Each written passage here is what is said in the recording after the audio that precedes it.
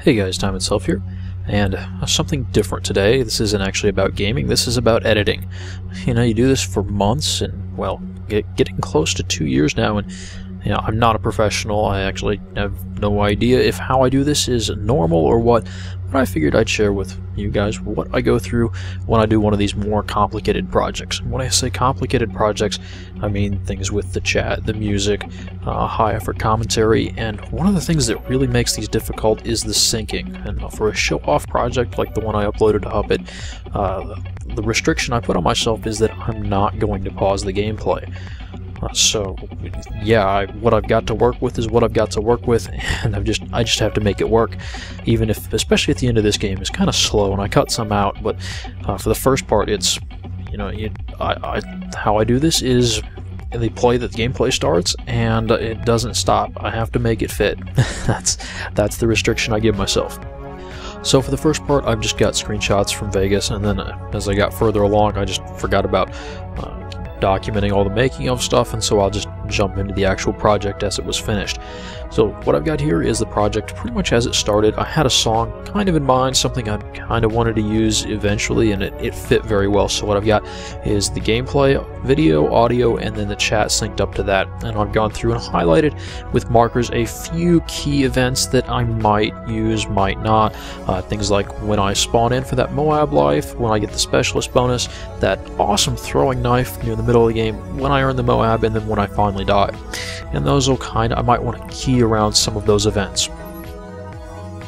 So here I've added some more markers. I've actually started to think about what's going to be in the commentary and when I want to mention it, especially the 3 ways to win gunfights, and the markers where those are going to be syncing the commentary up to those is going to be a trick, but I think I can do it, and it's really going to make for a nice, really strong impact on those comments, 'cause that's what I really want to stand out there. Some other things I've noted when the lyrics start and when they stop. I don't want to be doing commentary when there are lyrics in my song going. I might have the chat going, but certainly no commentary. You see, I've also started to separate how I'm going to do the chat. So there's some parts that are really loud and I don't want to compress them, and there are other parts that are kind of quiet that might benefit from that. I don't know how a professional audio person would do this, but this is the solution I've come up with. You'll also note that I've recorded all of my friend Jayhawker's first-person point of view, the shield. He was kind enough to put the game in his file share for me, and so that's basically how I keep track of everything when I'm trying to keep the timeline together. Is I'll just sync it up, and I'll just keep adding more tracks down below, and if I need them, I'll clip them out and pull them back up to the top. I've also gone in and grabbed some third-person theater mode clips. Again, that's just down there. And I've even started doing that little throwing knife bit. I knew I'd want to highlight that, and so I've gone in, and there are 3 shots that actually make up the one part, and I've synced it into the music very carefully, as this seems to be the event that I kind of want to sync around. I'm going to start letting the chat audio come through and start to have some fun with this. And as we continue here, I've pulled some more third-person views. I've got them, they're up on a track layer actually above. Didn't screenshot this very carefully, did I? And so there's also a place where I've cut the first-person view just to make doing the effects easier. That's the projection bit, and then the entire track is on a 3D alpha layer. Yeah. Anyway, the big one thing here is that I've got the commentary done. That first 3 minutes I had to script out. There's a lot of stuff to get through. It has to be fairly concise, pretty precise, and then it has to sink in perfectly with all those little bits. That's not a lot of time to say all that stuff. I could have spent the entire video just expanding on that first 3 minutes, but I had to get out of the way so the lyrics could start. So that's what I got. That's what I got to work with. The end of the video is actually kind of the opposite. I went ahead and wrote it out just because I'd already done it, but at that point I just it's pretty much over, isn't it? It's just a matter of letting the gameplay run out, so I just tried to say it as quickly, concisely as I could, and I ended up jumbling around the chat tracks and the commentary until I was happy with the order, and just trying to squeeze it in tighter so it didn't take as long to get through all of it. Okay, so here is the project as it was finished. Got a lot of tracks. What I like to do is I like to apply FX to the entire track and not just the individual clips, especially when I want it to be constant for the entire video. So I've got everything. It's basically just the gameplay with the standard FX that I'm using before the Moab, and then another one after the Moab. And I've got my additional clips, and I may apply the effects on a clip basis there, but I just don't want to have to deal with every time I cut something. If I want to change the effects, I don't want to have to worry about going back and messing with that.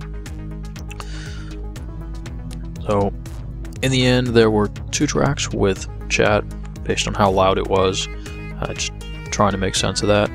And then the commentary, I used some volume envelopes to try to cut out some of the popping, or at least make it less apparent.